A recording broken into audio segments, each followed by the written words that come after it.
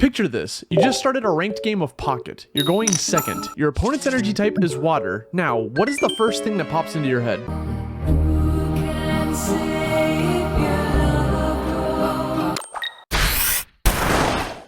If your answer was Misty, then congrats, you've been in the trenches with the rest of us. The general consensus of Pokemon TCG Pocket is that players feel the game is too heavily reliant on luck, with some claiming it's even pure luck. Sure, cracking open a pack hoping for a shiny Charizard is all about the Gamba, but that doesn't mean it's what the community wants in battle mode. No one feels good after seeing the defeat screen before even getting the chance to play. However, certain players are finding ways to rise above the luck mechanics. Grassroots tournaments happen on the daily, with the biggest one ranging from 700 to 1800 entrants on a weekly basis. If the game is decided purely by luck with little to no skill expression, why are so many competitive players consistently placing at the top in these tournaments, or even staying at the top of the leaderboards in ranked? It really comes down to the decks these players are playing that help mitigate the luck factor and optimize their strategy for as many matchups as possible. I was able to sit down with the best NA ranked player, Jody, and get a top player's thoughts on the state of the game and how it could be improved for the future. Right? You peaked at like number 2. Yeah, I peaked at number 2. Currently I'm tumbling down, but we're still climbing. We talked about how Pocket currently uses a 3 prize point system with a 20 card deck, where traditional TCG uses a 6 prize point system with the 60 card deck. Because of Pocket's limited deck size, you end up having only a handful of strategies. I think it's more realistic we get a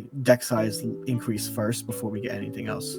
True. Because I'm already at a point, where I'm like, I want to run like 23 cards in my deck, and I can only pick 20. As expansions continue to release, more cards are starting to enter circulation, and it almost feels overwhelming when deciding which ones to bring and which ones to leave behind, so I felt it would be only natural to increase the deck size and ask for Jody's opinion on the matter. I've talked about like wanting to have deck size increase. I think we both agree that we would love to see like 30 card decks, like 4 points. It would be like peak.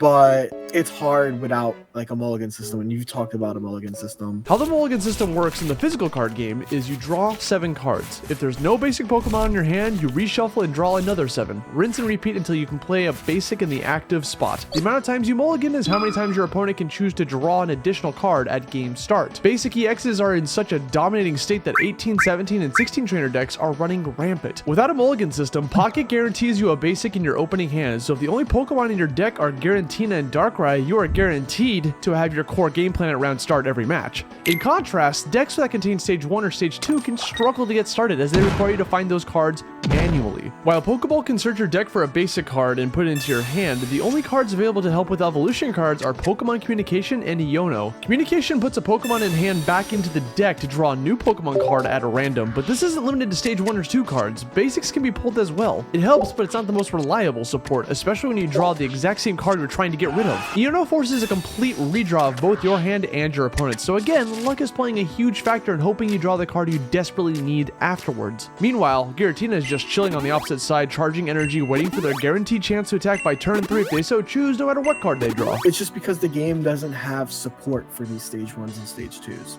The best deck, like well, obviously we're getting more, we got Iono, we got Pokemon Communication.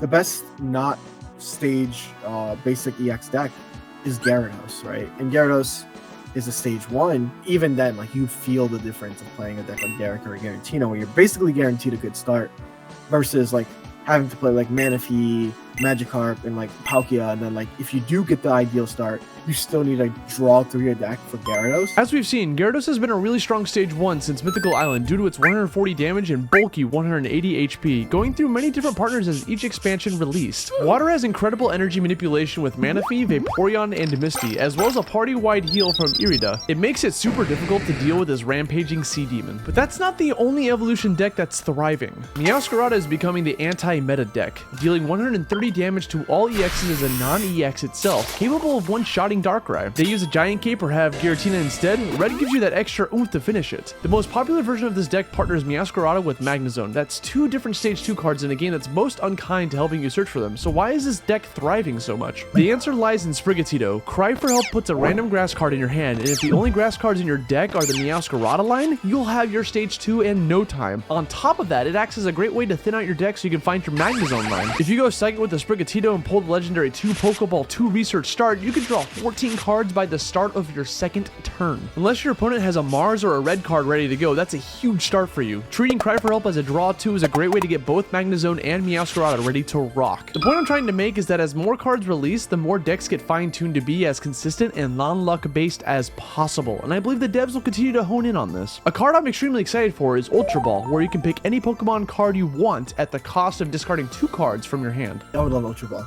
I think a discard 2 searcher would be so sick. It's a lot of like thought of like what are you going to remove, what are you going to keep, especially when we have cards like Mars. Another one down the line is Rare Candy, a card that lets you skip stage 1 and go directly into stage 2. Like the moment we get Rare Candy, the game gets extremely ignorant, I think. If you can just go into your stage 2s immediately.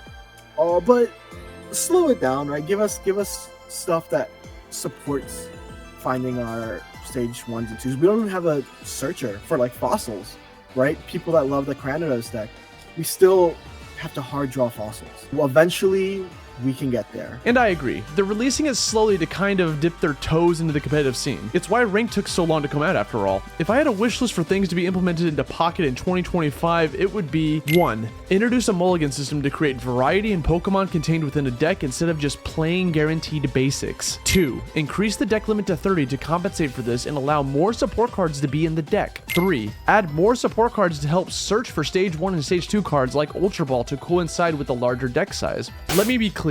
I find the battle mode of Pocket super fun, and I only wish for it to become better. I believe in the dev team, and eventually the game state could even get a spot on Worlds for 2026. After all, the whole world needs to see my opponent get 3 heads on round start. Are you kidding me?